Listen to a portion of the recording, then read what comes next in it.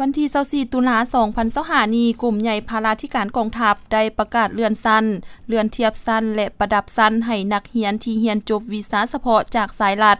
โดยการเป็นประธานของสหายพลจตวาตีเบศศรีแพงคูณหัวหน้าห้องการเมืองกลุ่มใหญ่พาราธิการกองทัพมีคณะภาคคณะบรรษากรมห้องการกรมกองที่ขึ้นกับและพนักงานนายทหารผู้ที่ได้รับเลื่อนหน้าที่ใหม่เข้าร่วมสหายพันโทศรีสุดาวรสิงห์หัวหน้าแผนกห้องการเมืองกรมใหญ่พาราธิการกองทัพได้ผ่านข้อตกลงกระทรวงป้องกันประเทศและกรมใหญ่การเมืองกองทัพว่าด้วยการเลื่อนสั้นเลื่อนเทียบสั้นให้นายทหารอยู่กรมใหญ่พาราธิการกองทัพอิงตามกฎหมายนายทหารกองทัพประชาชนลาวฉบับเลขที่43/สพศลงวันที่14มิถุนายนปี2018ในภาคที่2หมวดที่3มาตรา22และ23ว่าด้วยการเลื่อนสั้นนายทหาร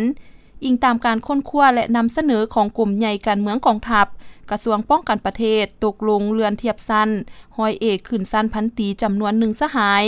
เลื่อนสั้นเลื่อนเทียบสั้นห้อยโทขึ้นสั้นห้อยเอกจำนวน5สหาย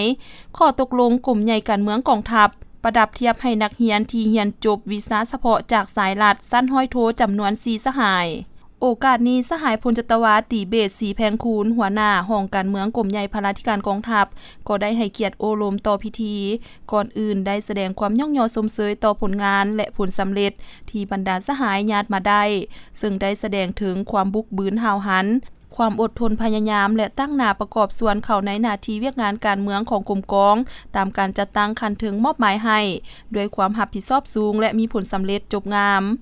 เรียกร้องมายังคณะภาคคณะบรรษาโดยเฉพาะต่อผู้ที่ได้รับการเลื่อนสั้นใหม่ในครั้งนี้จงพร้อมกันเอาใจใส่ถือเป็นสำคัญต่อเวียกงานศึกษาอบรมการเมืองนำพาแนวคิดเป็นกก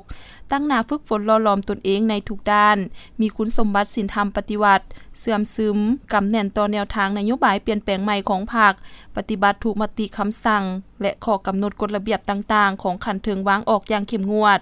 ยกสูงสติระวังตัวต่อกลอุบายหันเปลี่ยนโดยสันติของศัตรูตอบต้านและสกัดกั้นในการโฆษณาบิดเบือนใส่ร้ายป้ายสีต่อแนวทางนโยบายของภาครัฐพร้อมกันออกแรงแข่งขันสร้างผลงานเพื่อคำนับรับตอนวันสำคัญประวัติศาสตร์ต่างๆของชาติของภาคและของกองทัพให้เต็มไปด้วยบรรยากาศเบิกบานม่วนซื่น